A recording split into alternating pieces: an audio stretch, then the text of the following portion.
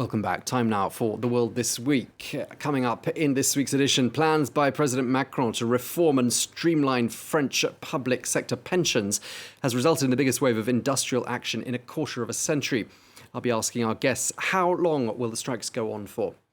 And what was meant to be a celebratory 70th anniversary NATO summit in London has turned out to be not quite the show of unity that many had hoped for. Also, the Spanish capital is playing host for the COP25 talks aimed at tackling climate change. The Swedish activist Greta Thunberg is there calling for action. We ask, will she be leaving Madrid with a sense of disappointment? Plus, the ride-sharing app Uber is under fire, and not for the first time in the United States. Meanwhile, here in France, the hashtag Uber c'est over, or Uber is over, is trending. We ask, why the global backlash? Well, to discuss all of that, I'm joined today by Richard Verly, who is the Paris correspondent for the Swiss daily newspaper Le Temps. Welcome to you. Very nice to have you with us. I'm also joined by Paul Morera, who is a journalist and documentary filmmaker at a Paris-based production company. Thank you very much indeed for coming to see us. We also hope that some of our other guests will be joining us, but it's very appropriate that our top story today should be the strike action, which explains why some of our guests are running a little bit late, because as you may have noticed, here in France, trade unions are piling the pressure on President Emmanuel Macron in the hope that they'll succeed in getting him to back down on his plans to reform and streamline the pension system. Well, on Thursday, workers from across the public sector began what looks set to be the start of the biggest wave of strike action that France has seen in some 25 years, with teachers, train drivers, hospital workers, garbage collectors and air traffic controllers, to name just some of the employee groups that have decided to walk off the job. Well, the strikes have also been accompanied by protests, which in some places, including here in Paris, have descended into violence. Well, let's start by talking about those protests and the unrest here in France. Let me turn, first of all, to you, Richard. You're a correspondent who observes French goings-on for the Swiss newspaper Le Temps. I think what everyone is asking themselves is if indeed everyone holds firm and sticks to their positions, the unions threatening this will carry on for as long as it takes, the government saying we've got to push these reforms through, how long is this going to carry on for? Well, that's definitely the question. Now, it's clear that what happened last Thursday, this very successful mobilization, was only the first round. The second round will come next week. And the Prime Minister himself has set up the rules for next week, because he said today that the completed project about the reform of the retirement pension system will be announced on Wednesday. So now we have a date, because so far the protests have been taking place against a project that does not exist yet. It has not been yet finalized. So on Wednesday, the government will come on with the project. And on the Tuesday before, one day before, will be the second round of protest. So we will really see if the battle next week, who is in position. I believe for the moment the trade unions are quite strong. They have managed to bring around 800,000 people in the streets of France in various cities on Thursday. And they are probably ready to bring as many people next week. OK, that's how long it could end up lasting. It could be, the union saying they'll carry on until Christmas and longer if necessary. Paul, let me just ask you, because, what we've been saying and what I've heard a number of our analysts saying is that public support for both the government in enacting these reforms and for the protesters, who are potentially in some cases going to lose hundreds of euros in pension benefits every month, it's fairly split. Where do you see the anvil of public opinion coming down? And if it shifts, what does that change? Well, the only survey I've seen is 70% of the population, of the French population, actually supports the strikers and the movement against the retirement reform. And what we see is what we had seen in 1995, which I remember. It was a huge movement, and Paris had stopped by then, and a lot of French were supporting. It was against civil servants that they were striking, and it's what we call the surrogate movement. You know, they're like the civil servants. They're more at liberty to strike, and they're more usually involved into trade unions, and they're more active. And most of the people who work in the private sector are usually more precarious and less willing to strike. Nevertheless, they usually invest a lot of their own anger through the movement of the civil servants. Okay, there is another public opinion poll that I've seen. I don't know if you've seen the same one, Richard. Last weekend, Le Journal du Dimanche came up with a survey. They said 76% of the French public supports the reforms, but they don't trust this government to enact them. Now, that's a very strange indicator. What does that tell us? Well, it's not only strange, it's a complete contradiction. Because how can you say on the one hand that you favor a reform for the pension system, and on the other hand, you support the protest against that very reform?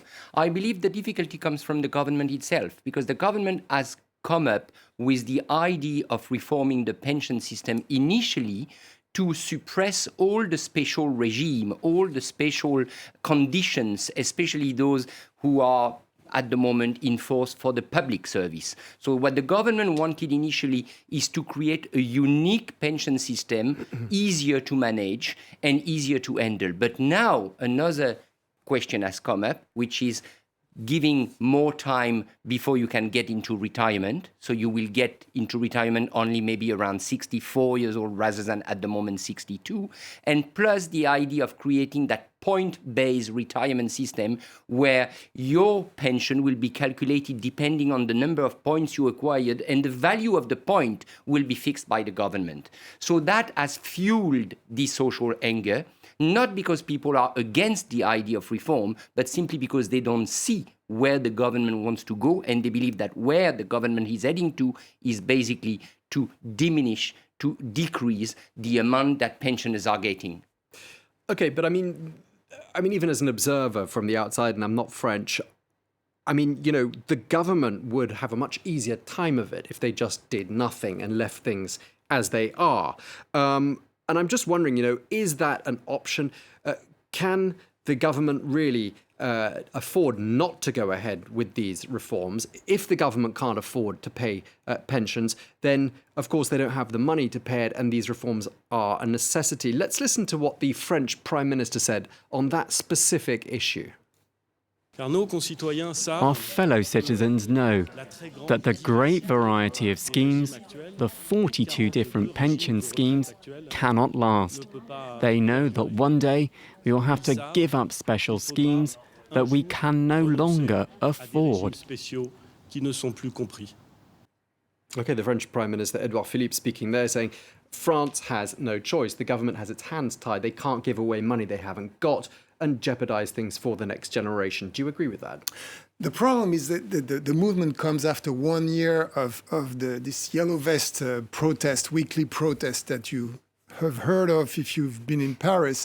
And it has been central in the yellow vest movement that this government has waved a lot of money through the end of the impôt sur la fortune, of the tax of this tax on the rich.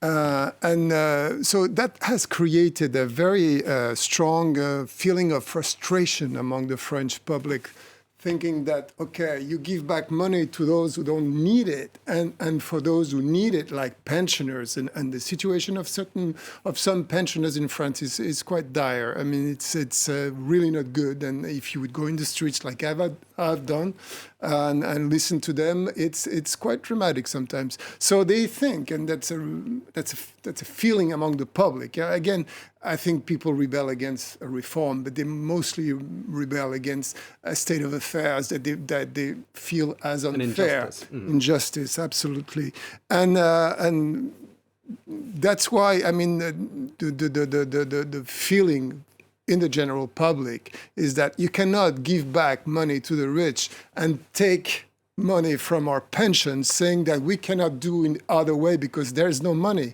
when you give it back to the people who don't need it. That's just the simple perception of the French public. Yeah, you mentioned the yellow vests. I just want to ask you, Richard, I mean, does that add a new dimension that perhaps President Jacques Chirac, the president who had this very same conundrum before him 24 years ago, didn't have to deal with? What does it change, do you think? Well, the comparison with 1995 is indeed very interesting. At that time, French President Jacques Chirac was just elected. He was elected in May 1995, and the strike took place in December. He was elected on this idea of the social fracture. He was electing, saying to the French people, I'm going to come in power and reconcile all sides of the French, and I understand your suffering. But then Prime Minister Alain Juppé, who, by the way, was the mentor of the present Prime Minister Edouard Philippe, then Prime Minister Alain Juppé decided to reform not only the pension system, but also the health coverage. So people did not understood, because you had Chirac promising, let's say, a better society, and then Juppé coming with very strict budgetary concern. Now it's the opposite. Macron has been elected on the center-left. Remember that. He's been elected with someone coming himself from the Socialist Party. And now he's applying a very conservative, pro-rich policy. So you have the comparison stands because people do not understand. They do not understand where this government wants to go. And I would add something. In what Edouard Philippe said, there is a very, let's say, difficult thing to understand. Why are they continuing to put one category of French people against the other? They are continuing saying that it's not possible to hold these special schemes. That means those special schemes for the public service. So they try to create a rift between the private and the public service. It may work, politically speaking, but it's also very risky. But isn't the government sort of setting the scene with a bit of theatrics at the moment ahead of what some say could be more of sort of a compromising tone next week when they sit down face to face with the unions? Because, of course, if you say we're going to cut you to X degree, but in fact you can compromise if you've got some margin. Well, to tell you the truth, I was myself surprised by Edouard Philippe's announcement today. He decided to speak just one day after the first round of mobilization, and he announced that the full plan will be known by next Wednesday, as there is a second round of protest of Tuesday. So how can you send the message that you are ready to negotiate to people when you seem to say that everything is fixed, everything is done, and you will know the complete plan on Wednesday? Very strange. Yeah, I mean, one of the things is that the government doesn't seem to have put all its card on the table and told people just exactly what the detail of these pension cuts and reforms will actually be. And I'm wondering again, is that a negotiating tactic? Yeah, and I think that's one of the reasons why the movement is so strong, because people say, it's very misty. What do they want to do exactly? And of course, people imagine that this neo-Thatcherian kind of policy is going to spread on the social security. I mean, some French politicians have said, like Fillon, it was in his program in the last elections to change the healthcare, the social healthcare system in France, which is like a sacred cow here. I mean, the people would really go to the streets. It's a very emotive issue. Yeah, because it's the best system in the world, and people are ready to fight for it, I think.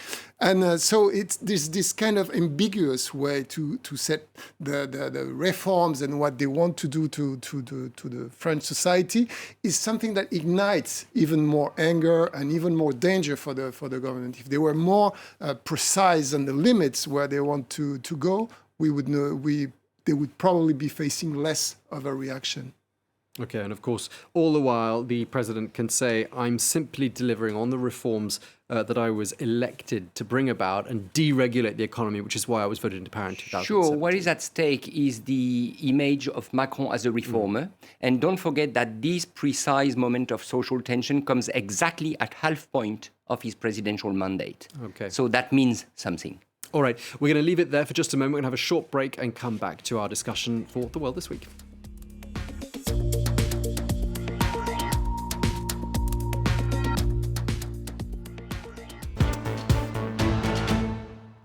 Welcome back to the second half of The World This Week here on France at 24. Let me just introduce our guest, reintroduce in some cases and introduce for the first time in other cases, Christopher Dickey, the foreign editor at the Daily Beast. You were caught up in traffic, I gather, due to the very subject under discussion earlier on, the strikes here in France. So welcome. Yes, I was caught in traffic, that's for sure. Okay, well, you're here now. That's what's important. I'm also joined by Richard Verly, who is the Paris correspondent for the Swiss newspaper Le Temps. Thank you very much indeed for being with us for the second half. And last but not least, Paul Morera, who is a journalist and documentary filmmaker. Thank you so much to you. Well, we're going to start by talking about what happened at the NATO summit, because on Tuesday and Wednesday, leaders of the NATO alliance gathered in London for what was supposed to be a celebratory summit. Celebratory because the alliance was marking its 70th anniversary. However, in many ways, it was anything but a happy birthday. Canada's Prime Minister Justin Trudeau was overheard gossiping about the US President Donald Trump at a reception at Buckingham Palace, and that prompted President Trump to call him two-faced. Let's listen in to what the world leaders were caught saying.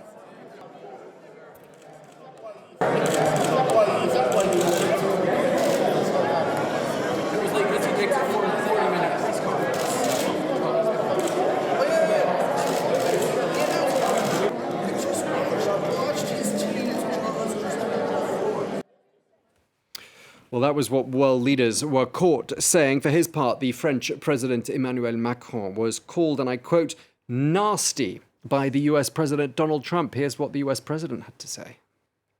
It's a tough statement, though, when you make a statement like that. That is a very, very nasty statement to essentially 28, including them, 28 countries.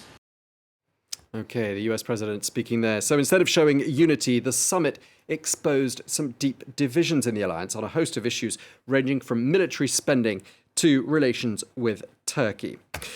Now let's talk about those things, and why don't we begin with you, since you have been so silent in the first half. I mean, for me, one of the highlights of that whole summit was the exchange between Presidents Trump and Macron, and the friendship between those two leaders appears to have gone south. Now, that, of course, is because President Macron came out with this statement quoted in The Economist newspaper as saying NATO is brain dead. And I'm just wondering whether you think that was aimed in some way, or whether President Trump felt that that was aimed at him and his comportment within the NATO alliance. Yes, I think Trump took it personally. I think it's obvious that he took it personally. That's why he said it was a nasty remark. He would like, if you listen to that full part of his discussion with Stoltenberg earlier in the day, he doesn't just say it's Macron being nasty to him. He says being nasty to NATO, and he's thinking it's probably nasty to Erdogan, the president of Turkey, and so on. And all of these quotes that we've taken and lifted a little bit out of context all make it sound like there was lots of sniping and lots of arguing. I'm not sure that's true, but I am sure that it's true that NATO's whole future hangs in the balance right now, because nobody is sure what it's for anymore. And it is absolutely true that it is brain dead as long as Donald Trump is doing his best to subvert it from the top. Richard, the French leader says he stands by his comments about NATO and its leadership being brain dead. I mean, what was Emmanuel Macron, the French president, seeking to achieve by telling The Economist that he thinks that NATO is, strategically speaking, brain dead? He was definitely seeking to spark a debate, to open a debate, probably because he believed genuinely that the alliance should now look forward the new threat, should also have a policy, for example, to contain China or to contain terrorism. And it's not enough for the alliance to stand there and to spend more and more money, to have the allies spend more and more money into weaponry and to especially buy American weaponry. That's what Donald Trump wants. So that was the goal from Emmanuel Macron. I was at the London summit. I was there for the 2 days. What he achieved in reality, Emmanuel Macron, is very shallow. He achieved nearly nothing. At the end of the day, it is an article, a 2-line article in the final declaration, article number 7, which says that the NATO alliance is ready to open a strategic discussion or a discussion on strategic future. He probably expected more, and the reason why he didn't get more is simple. First of all, Donald Trump bullied him from the very beginning. So Donald Trump came there as a kind of sheriff saying, hey guys, you just don't follow Macron, I'm the boss, otherwise it will be hard time. And secondly, no one among the European allies followed up Macron. Maybe they did privately during the bilateral meeting. That's what Macron told us, the journalist. But in public, no European leader came behind him. And that's a problem for the French president, though he says France is used to that and is ready to play the bad role. The US president can take some credit, can he not, for the fact that more NATO nations are actually meeting the target of 2% of their GDP being spent on defense spending or military spending. I mean, that is a credit in a way to President Donald Trump, who's really shaken up the alliance, some would say, and putting world leaders on their toes. What do you say to that? Yeah, on the money issue, yeah, certainly. I mean, it was one of his goals, but I must say I didn't pay too much attention to that in the NATO summit because I was obsessed by Turkey. I mean, what Turkey is doing right now in NATO, which is pressuring as hard as they can the other members so that the YPG, the guys who had just defeated ISIS in Raqqa, be classified as terrorists by NATO, when at the same time they're bombing the northern Syria territory and operating ethnic cleansing against the Kurdish population through jihadi groups. And the result of their operation is that many ISIS fighters have been freed because of the chaos generated by the offensive. And then you have Donald Trump joking with Macron, asking him, are you ready to take back ISIS guys in France? And I think it's absurdly, it's unbearable. I mean, really. I mean, Trump has given the green light to this offensive. Now we have again an ISIS problem that it was solved, and we are betraying the guys who have put their lives on the line to defeat ISIS. And I think it's terrible, really. Well, all that's true. But it comes back again and again to what's NATO for? What's it supposed to do? I mean, Macron was saying, let's have a strategy. Let's talk about what our purpose is. And if maybe there was only a line or two in the final declaration, although it's an accomplishment that there was one, because originally they didn't think there would be a final declaration, but that was his whole point. What is our purpose? Now, he says it's to fight terrorism. And he was coming down hard on Turkey precisely because of the things that you raise right here, because the French had been in the trenches alongside the Kurds as well as the United States. And they were betrayed by Donald Trump, and Erdogan has moved in and basically carried out a program of ethnic cleansing against them. So he's like, why is this NATO ally doing this unilaterally or in coordination with the United States, ignoring the rest of NATO? At the same time, it's buying air defense systems from Russia. You know, what's the purpose of NATO if Turkey's a member? Yeah, it seems to be in a bit of a muddle. One thing Macron got is the fact that Erdogan wanted the ally to consider YPG, the Kurdish group, as a terrorist group. And he did not get it. So the alliance did not mention the Kurdish groups that Turkey is fighting in their final communique. And indeed, it was a kind of victory for Macron. Now, the difficulty is you have two ways of seeing this alliance. Macron is seeing it as an alliance that should move forward to play a global role, and especially a global role in Europe. Why for many European countries, it's just an insurance policy. It's a military insurance policy, and the emitter of that insurance policy is the United States. And they realize that Trump is now asking for a higher fee. They're ready to pay this fee because they believe it's better to be protected by the US than by some other kind of group. But that's not what Trump wants. Trump he wants them to pay more. He doesn't just want them to pay more. He doesn't want NATO to exist. He doesn't like NATO. He's been doing everything he can. Well, that's not what he's saying now. Of course it's not what he's saying now. Because why? Because Trump took it personally that Macron said it was brain dead, so he can't have that happen. No, I'm the leader of NATO now. But the fact is, all of his policies have been critical of NATO. He's called it obsolete. He not only says everybody should pay more. You were there. He not only said they should pay more, he said, but, maybe they should pay the back dues. Maybe they should pay what they didn't pay before. Hundreds of billions of dollars. What's he talking about? Is he a buffoon? Is he crazy? Well, maybe both. But what he's really talking about is undermining the Western alliance, which was built to do what? to keep the Russians out, the Americans in, and Germany down. True. Well, he's not keeping the Russians out. The Russians are steadily moving in. The Americans are in doubt about whether they'll stay in. That's the big problem here. You can't have an alliance if the main pillar of the alliance is constantly talking about it being obsolete and saying he might withdraw. John Bolton said last month that he might, if gets a second term, Trump might withdraw altogether from NATO. You can't have an alliance based on that. And finally, in terms of Germany, well, it is now the most powerful country in Europe. And if Trump has his way, ironically, it'll become militarily the most powerful country in Europe, and I'm not sure many other European countries want that. But still, the fact of the matter is that European countries, members of NATO, still believe into the American insurance. Yeah, well, that's their mistake. Okay, well, let's move on because President Trump left London on Wednesday. Just a little quote for you there, saying he has a great relationship with all the NATO countries and that NATO is, and I quote, in very, very good shape. All the relationships with all the countries are truly extraordinary. There you are, the words of the US President Donald Trump. Let's move on to our third topic now. This week, the Spanish capital began hosting the COP25. That's going to be 2 weeks of UN-sponsored talks aimed at tackling climate change. Well, the 2019 UN Climate Change Conference was supposed to be held in Santiago in Chile, but was relocated due to civil unrest in the country. Well, the Swedish teenage activist Greta Thunberg is there in Madrid and surrounded by her supporters. Together, they're demanding real action from the delegations that are taking part there at the COP25. Greenhouse gas emissions keep on going up. They're going to hit new records in 2019. There aren't too many reasons to be optimistic, are there, that this summit is going to achieve very much? Why don't we start with you?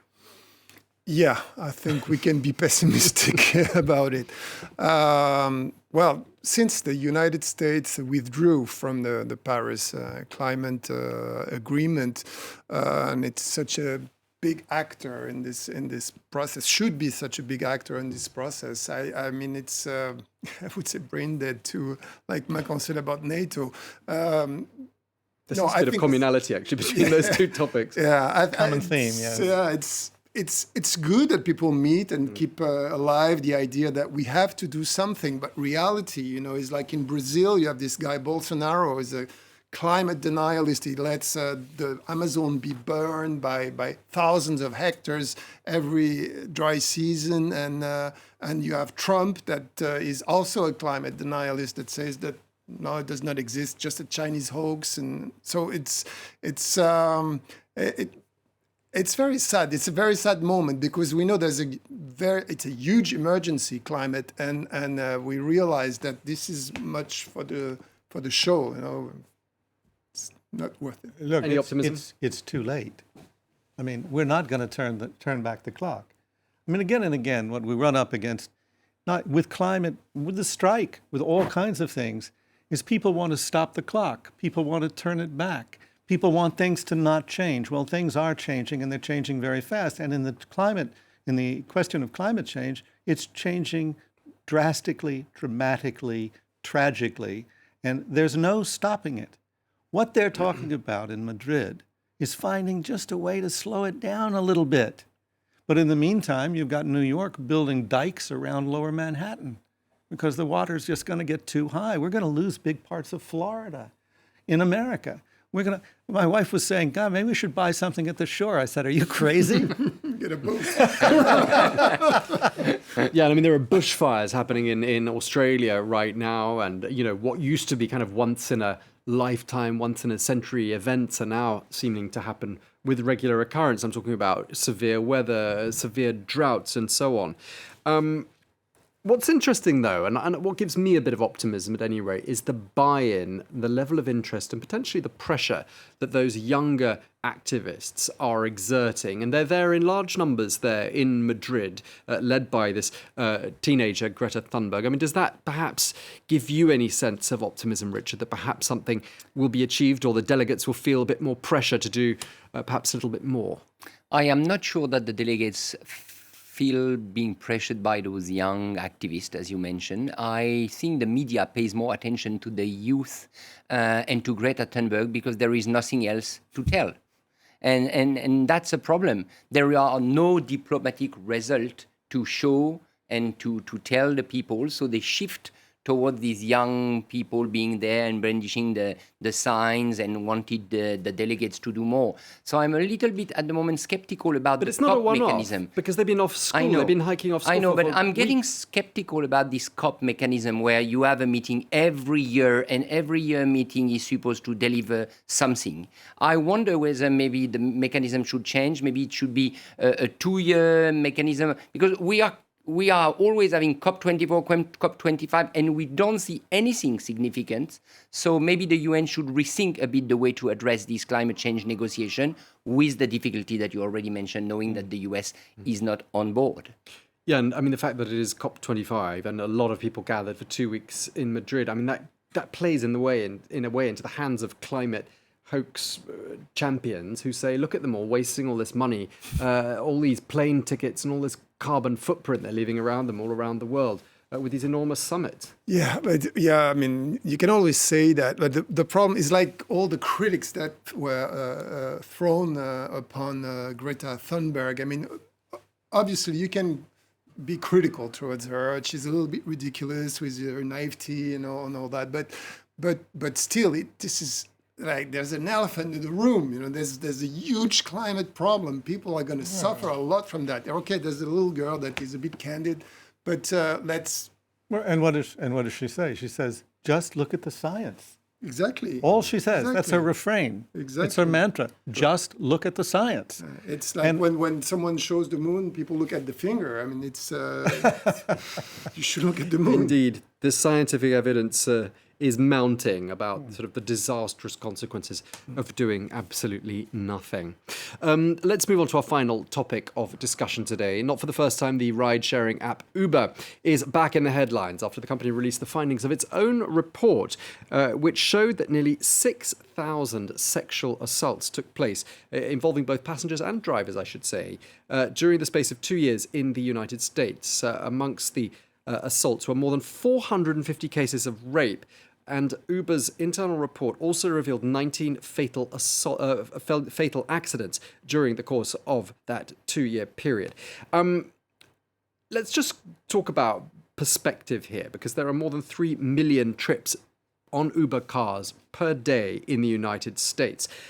So these figures sound dramatic, but when you sort of look at the numbers, a rare incident is indeed, an incident of this kind is very, very rare indeed, isn't it? I mean, well, I think to Uber's credit, they don't say that. They show you the numbers, and they talk about the proportion of sexual crimes in the United States and make a certain comparison there, but they don't try and dismiss the numbers. They've got more sense than that, because what you want when you get into one of these Uber cars is a sense of security.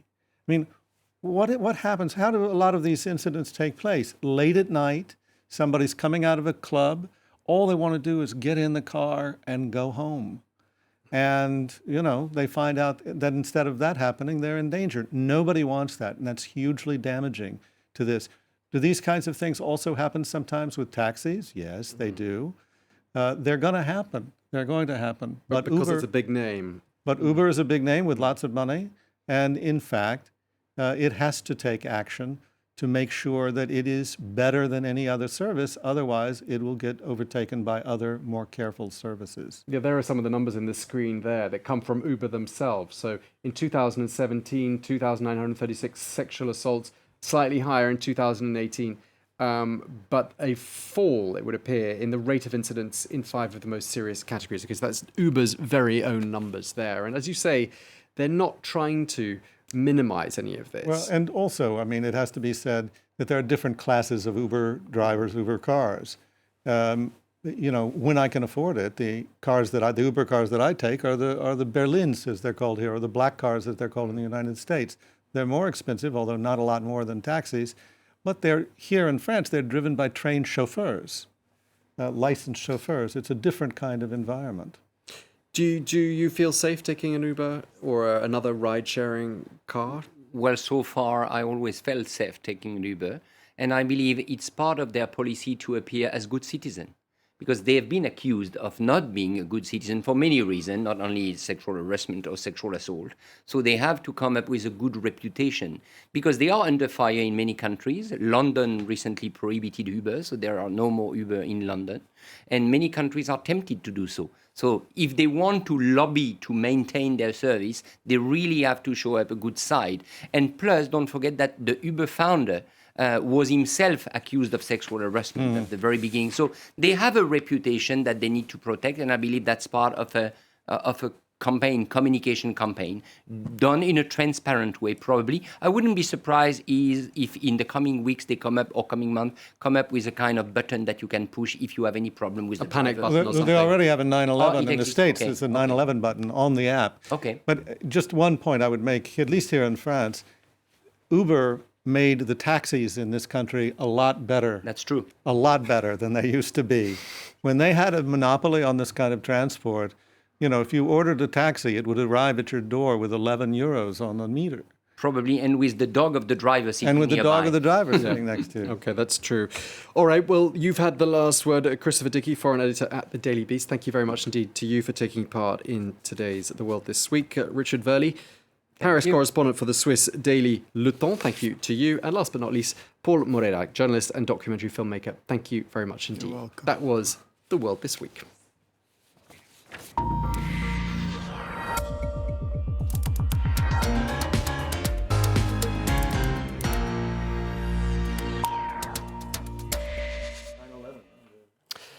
Welcome back. It's time now for Media Watch, and I'm joined here in the studio by Emma James. We're going to be taking a closer look at how day 2 of the strike action has been playing out here in France. Emma, what have you got for us?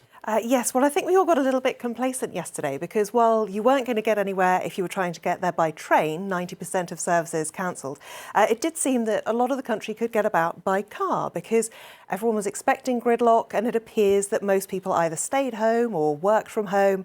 And as a result, we really didn't have too many of the bouchons, as they call them here, traffic jams. But they were back today with a vengeance. Today at 8 a.m., what would be normal would be 250 kilometres of bouchon in the Ile-de-France, Paris area. This morning we saw 400 kilometres. So yesterday it was just 94. It was like a Sunday. It was all very calm, very quiet, very lovely. And it didn't end with the morning. It's been even worse this afternoon. 500 kilometres of traffic jams this afternoon. So really a fairly dismal scene. And it will be interesting to see how that affects support for these strikes, because nearly 7 out of 10 French people actually support the idea behind this protest against pension reform. But when it really starts to impact people and they're stuck in their cars for hours, that might waver a little bit. And there is also this element of, is there some sort of protest fatigue? We've had a whole year of Gilets jaunes, yellow vest protests, and that has brought with it a lot of confrontations. And we have seen some as well with regard to these protests. But there's one set of images in particular that has been really getting all the attention today from yesterday's protests. And it is these images filmed by a cameraman who does seem to specialise, it's fair to say, in seeking images of police who are doing things perhaps a little more vigorously than you might wish to see. And they are seen very clearly here kicking and hitting someone with an extendable baton there. Now, that is a protester. He's dressed all in black. A lot of people have suggested perhaps he's one of those black bloc group who go around just trashing everything. But you'll notice they run away at the end. They don't arrest him. And that is something that's been pointed out by a lot of people on Twitter. This person saying that the man who was attacked had obviously committed no crime because he wasn't arrested, and he's going to block anyone who talks about black blocs as a sort of justification, really, for what the police were doing in that video. We don't know the context of it, but you do have to wonder whether anything would have made that okay. There is an investigation underway. This is a politician for Emmanuel Macron's party, Laetitia Avia, who just a couple of days ago said, if you bring me any evidence of violence, police violence, then I will be the first to condemn it. I don't think she has as of yet. This tweet clearly not at all confident that this police investigation into what went on is going to produce any kind of results at all. We have, of course, seen so much police violence, police brutality, people being injured as part of those yellow vest protests. And it would appear that there isn't much in the way of of redress on those issues. It's interesting to note that Libération yesterday published this piece saying, faced with the police, the fear of going to protest. And you'll notice in that image there, you've got an officer holding what is known as an LBD gun. It fires big rubber bullets, and those are the things that have caused catastrophic injuries for the Yellow Vest protesters, many people losing eyes. Some have lost hands too. That's usually by the tear gas canisters exploding next to them. But this morning in Lyon, a 15-year-old school child has been injured by one of those LBDs, the rubber bullets. They were trying to clear a protest, apparently. One child was throwing some things, according to this report by France 3, which is a local TV station. And what it says here is that witnesses say the officers then charged at the pupils. Some were beaten, tear gas was fired, rubber bullets were fired, and it's worth remembering these were children. Okay, very ugly scenes there during the course of these protests. Thank you very much indeed, Emma James, for today's edition of Media Watch. Thanks to you for watching.